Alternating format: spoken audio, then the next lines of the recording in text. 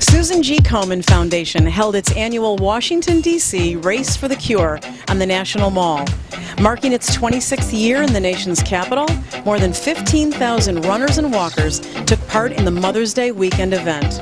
President and CEO Dr. Judith Salerno was joined on stage for the opening ceremony by founder and chair Nancy Brinker, multi-platinum international singer-songwriter Matt Goss, and WWE Hall of Famer Hulk Hogan, whose participation at the race continues a history of success between Komen and WWE in raising awareness for the fight against breast cancer.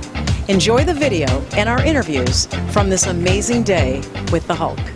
Hello guys, I'm Matt Goss, and you are watching Inside Look. Yo, Hulkamaniacs, Hulk Hogan here, the greatest of all times, and I'm jamming right now with Inside Look. So what you gonna do when Hulk Hogan and Inside Look run wild on you, brother? Today marks our annual Race for the Cure in Washington, D.C. 34 years ago, when my sister Susan Komen was diagnosed with breast cancer at the age of 33, she was my older sister, and asked me to cure the disease. I promised her I would, even if it took me the rest of my life, which it has. So for all these years, now Susan Komen, through my work, but not just my work, thousands and hundreds of thousands of people, it is now the largest breast cancer organization in the world. We are the largest funder of breast cancer research. As importantly, we're the largest translator into community health and into clinics so that people have accessible, affordable care. We're not perfect yet, but it's all coming. We like to address the barriers to care in communities, and we continue to go every day. And today is about creating hope, it's about creating strength among people, and it's about creating more support for this important. This is a charity, make no mistake. We can't do our work unless people give to us, give us their hearts, their souls, and give us donations. And then we can do all the great things that we're set up to do, and only we are set up to do. We're going to have one of the most important programs this fall. We're going to start to address the collection of big data for breast cancer. And we're going to do it with major institutions in the world, the major scientific and universities. We are going to lead, as we have in every single sector, science, community health, disparities, everything that we do. You'll see us out there a lot. And as October rolls around, it's going to be a very exciting month. And we're going to continue to push in this country for an increase in science funding. I mean, we can't get to the last lap of the Race for the Cure until we do.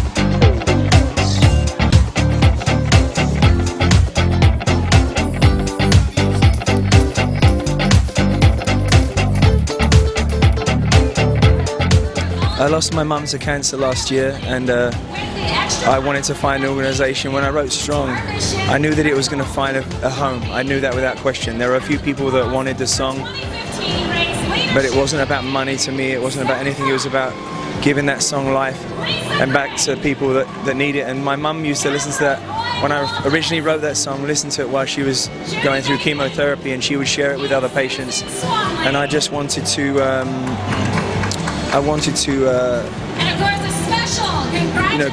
create an anthem. And when the Susan G. Komen people approached me, their commitment, their drive, their forward thinking, was exactly what we were looking for, and I decided to give 100% of the proceeds to Season G Komen to raise awareness and hopefully create some uplifting energy, and also donations. So create donations so we can find a cure for this awful disease.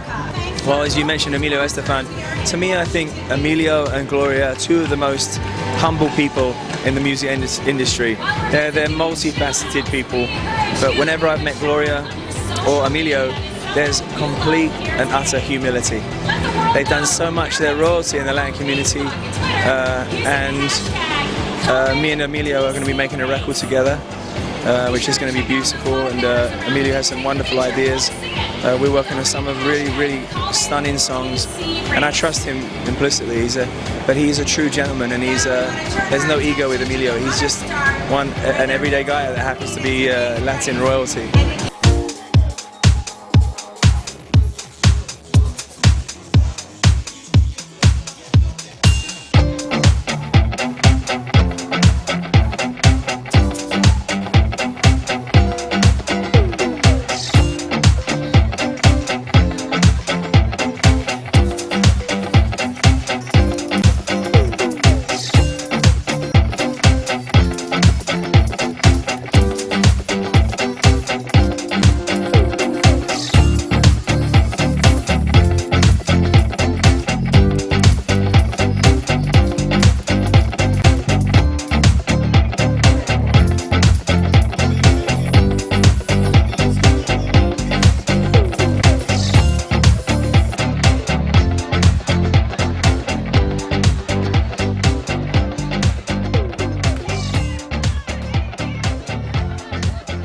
I've had a couple of beautiful ladies in our family that have been affected by this horrible disease. My daughter's 27 years old.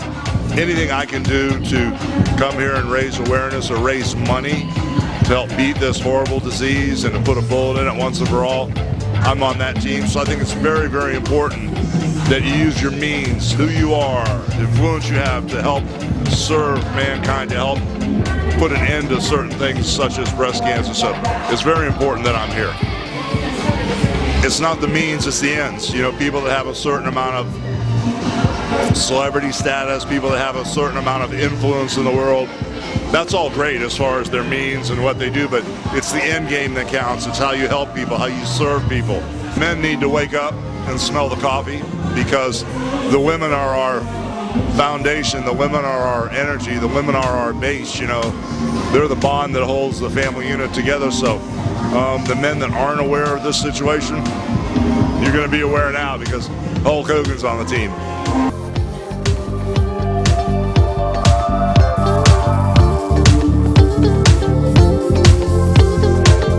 Oh, well, I was a huge wrestling fan my whole life.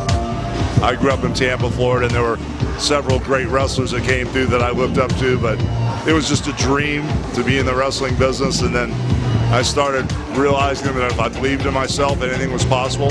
So at the end of the day, with a lot of hard work and a lot of perseverance, I became a wrestler. Never dreamed my career would last this long and the fans would be so loyal. And at 61 years young, Hulkamania is still running wild. Brother, it's kind of fun. It's a rough life. It's a lot of traveling.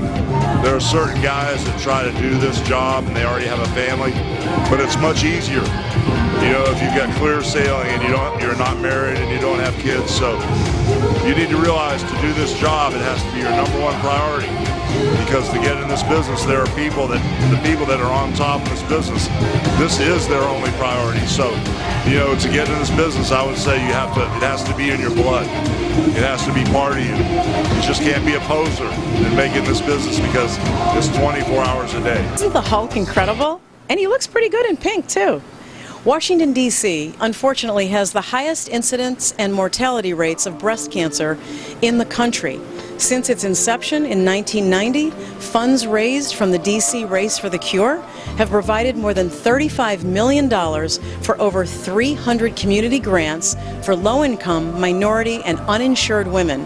The Susan G. Komen Foundation is the world's largest breast cancer organization, funding more breast cancer research than any other nonprofit, while providing real-time help to those facing the disease. Please support your local breast cancer organization And don't forget to follow Inside Look TV online because we are everywhere for you. I'm Jane Ruby. I'll be looking for you next time.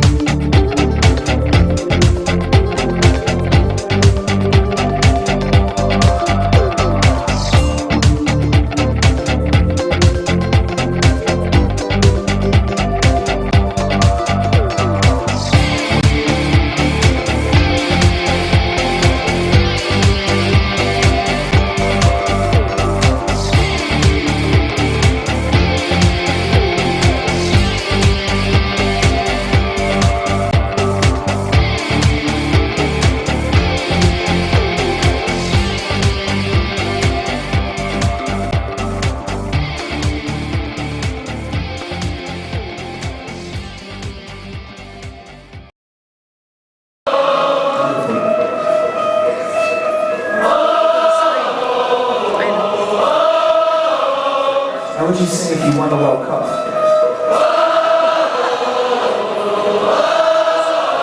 The Super Bowl?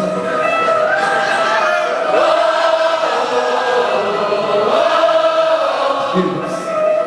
Seven strings.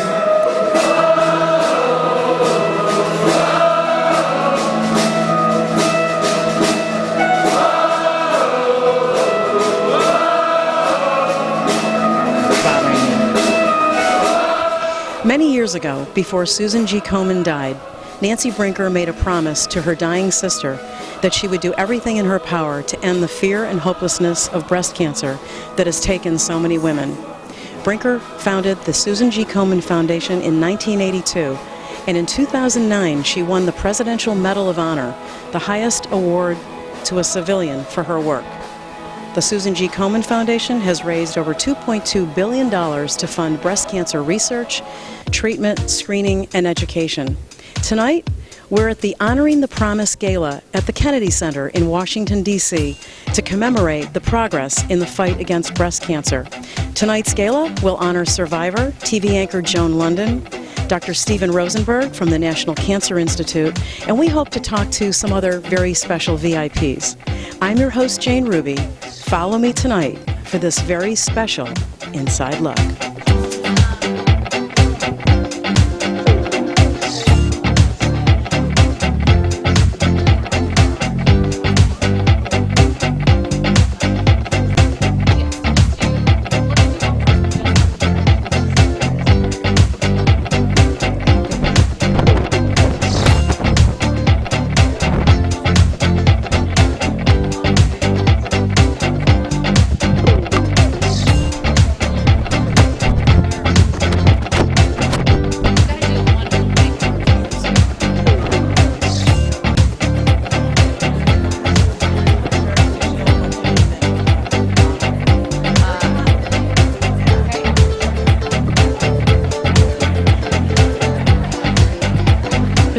How do you feel about the awards gala tonight, Honoring the Promise? I'm so excited. We have two amazing honorees who really have done so much to improve the state of cancer care in this country. Joan London, because of her very public announcement and her really support of women with breast cancer, and Dr. Rosenberg, who I know from my days at NIH, who's an amazing scientist who's really advanced treatment care for many people across all different kinds of cancer. What kinds of things can we look forward to in the future for the organization? Well, I think that we are on the verge of so many exciting discoveries in immunotherapy and cancer treatment. I believe in my lifetime we will see an end to cancer. That is so exciting, especially for breast cancer. Absolutely. Well, congratulations again, Madam President. Very exciting. Good to talk to you again. Dr. Rosenberg, how do you feel about winning the award tonight? Such an honor. Well, it's a great honor to benefit such a wonderful cause. Breast cancer is such a terrible problem in this country, and the Komen Foundation is doing so much to be of help. So It's an honor to be here. Well, we look forward to seeing you on stage tonight. Congratulations on all the great work that you do as well. Well, thank you. I just wish things happened faster. I've been the chief of surgery at the NIH for 41 years. I feel like I'm just getting the hang of it now. So, Well, I'm sure you've contributed quite a lot, sir. Thank you so much. Well, thank Good you. to see you. Nancy, tell us about your sister and some of the wonderful memories you have of her. She was a beautiful 33-year-old woman when she was diagnosed with this disease, 1977.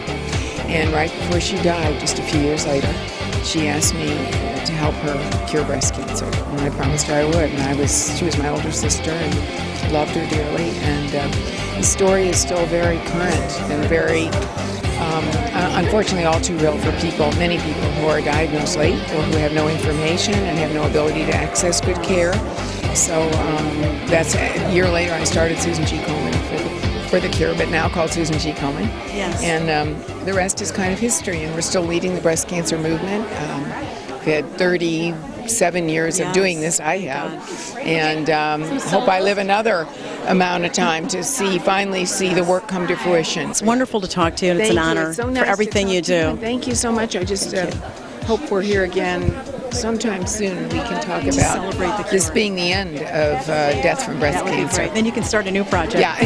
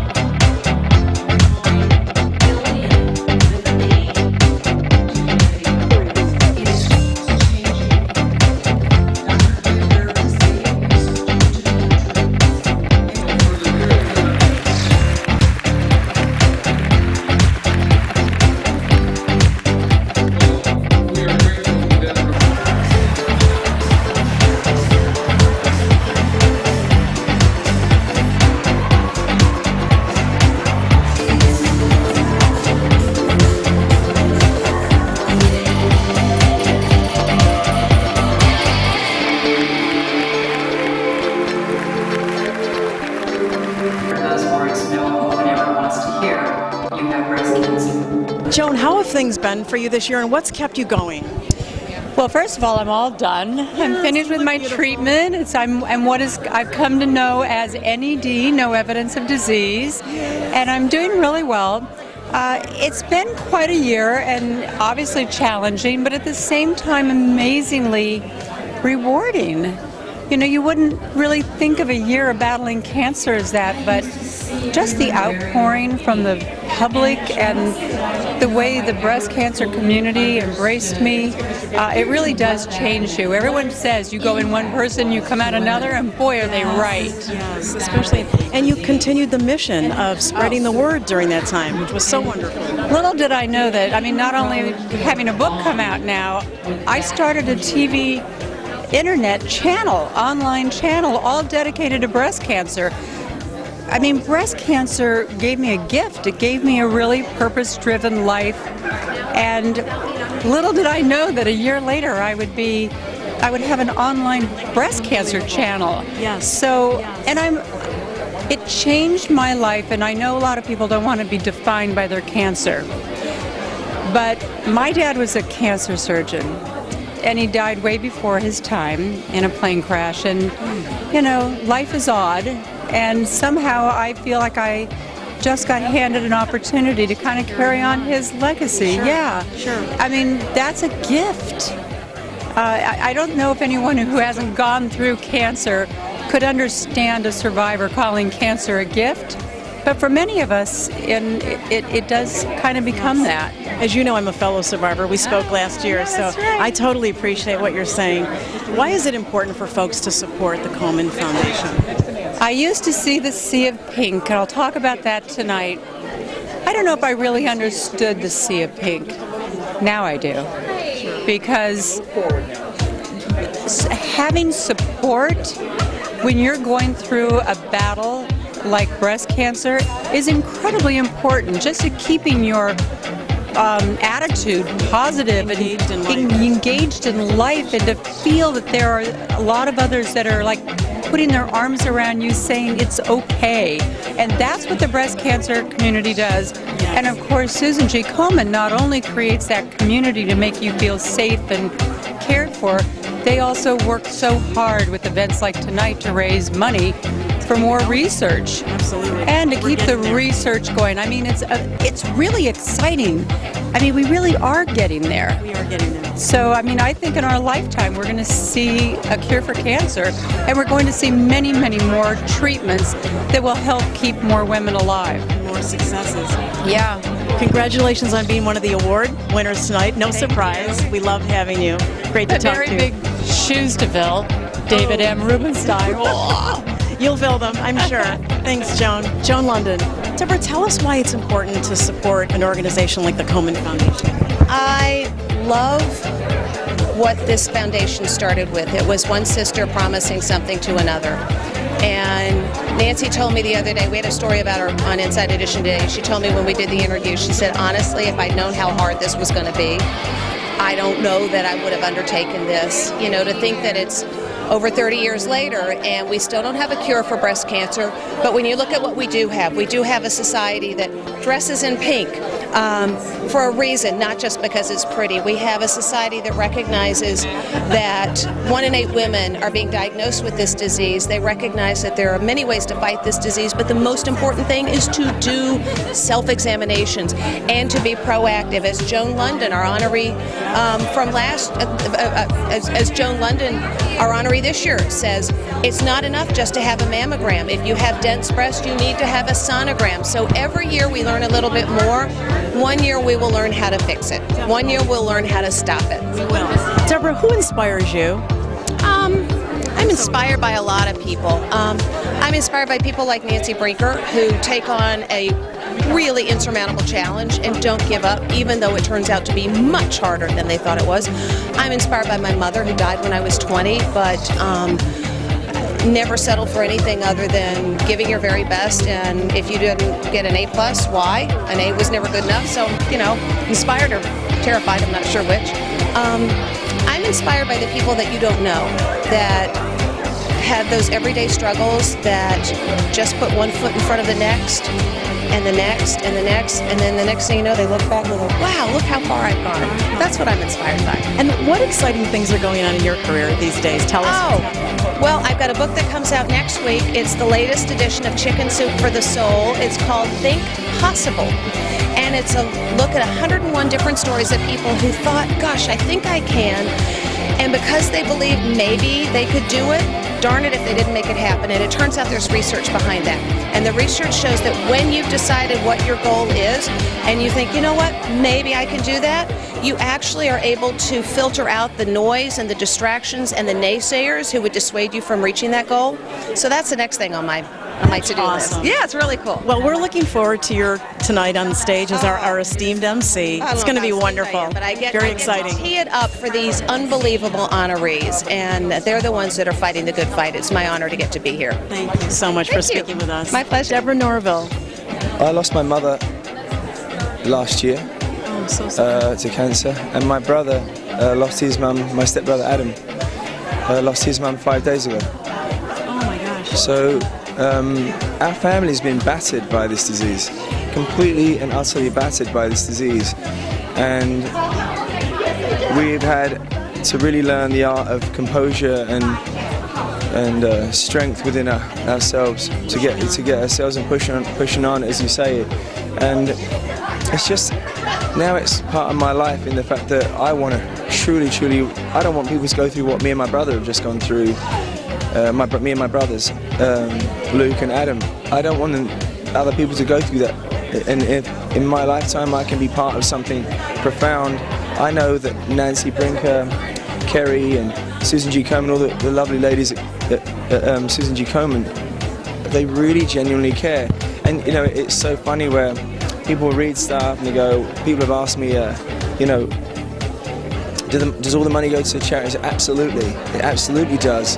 And there's always a reason why not to get behind somebody, but there is no reason why you shouldn't get behind Susan G. Komen. Donate, if you can, download my song Strong. 100% of the proceeds go towards finding a cure, raising awareness, and supporting these ladies that are going through so much pain, and they are not alone. I mean, I'm in this for the long run. This is not just a 1 or 2 year thing for me. It's good, so we'll see you more and more often. God willing, yes. Matt, who inspired you to get into the industry, the music industry? Who was your Singers? other singers? My grandfather taught me about the Rat Pack. You know, Nat King Cole, That's where the influence Sinatra, comes from. Perry Como, Mel Torme. Then my Aunt Sally would play great singers like Stevie Wonder, Donny Hathaway. So I love soul singers. So I love a fusion. Well, I love when music comes from your heart. Yes. And I think that's what we'll do tonight at the Kennedy Center. I think we'll hopefully transport some of this into the audience, and then they'll reciprocate. And when it becomes reciprocal, that's when you have a magical experience. So I'm sure we will. We're looking forward to it tonight. Tell us what exciting things are going on in your career before we let you go. I'm proud to say 7 years in Vegas. I've just extended 2 more shows a week at Caesar's Palace, the most famous casino in the world. So I play Tuesday nights, Friday, Saturday and Sunday nights at Caesar's Palace. I'll be doing a show tomorrow night, 3 shows on Saturday night. Different organizations. I'm going to be playing for the USO, for the troops. I always do stuff for the troops every year, and then I'll be doing my show that evening, and then my birthday's on Tuesday. I've got a Tuesday night, so if anyone's October? September, Libra, yeah. Okay. King Libra. But it's Kindred spirit. yeah, and then so you. I've got a book coming out at Christmas, and then me and Emilio Estefan, Gloria's husband, Sure. I love those guys. We're going to be making an album together. Wow, can't wait to hear what that's going to be like. That Yeah, sounds. so we're going to be, we should be getting, at the end of November, me and Emilio should be getting together to work out what the songs are and stuff. But he's one of my favorite people in the whole world, and I'm looking forward to make music with Well, him. that's going to be great. We'll look forward to it. Thanks so much for speaking with us. Thank you, my love. We'll see you on stage. All my love to you Matt guys. Goss. It was absolutely wonderful to speak to so many inspiring people and to learn more about the Susan G. Komen Foundation and the promise. As a breast cancer survivor myself, I know we're getting close to a cure. Proceeds from the Honoring the Promise Gala go to fund cutting-edge breast cancer research around the world, as well as some local community health programs in the National Capital Region, which has some of the highest rates of mortality from breast cancer in the country. Well, that's it for Inside Look TV. Hope you enjoyed this. You can learn more about the Komen Foundation by going to their website. And don't forget to check us out online and social media, because Inside Look TV is everywhere for you. From the Kennedy Center in Washington, D.C., I'm your host, Jane Ruby, and I'll be looking for you next time. I just sing. He's got it. I found a place in my heart. It's getting stronger as the days go by. Sleepy makes me yawn, and a tired tear falls from my eye.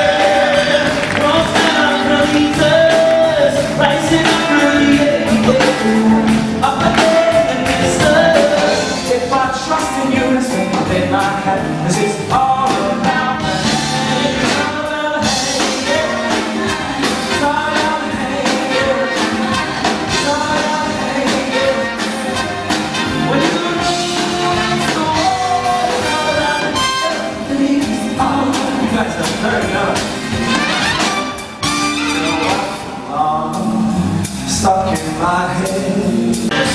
So well, but I feel like things. Not one trip.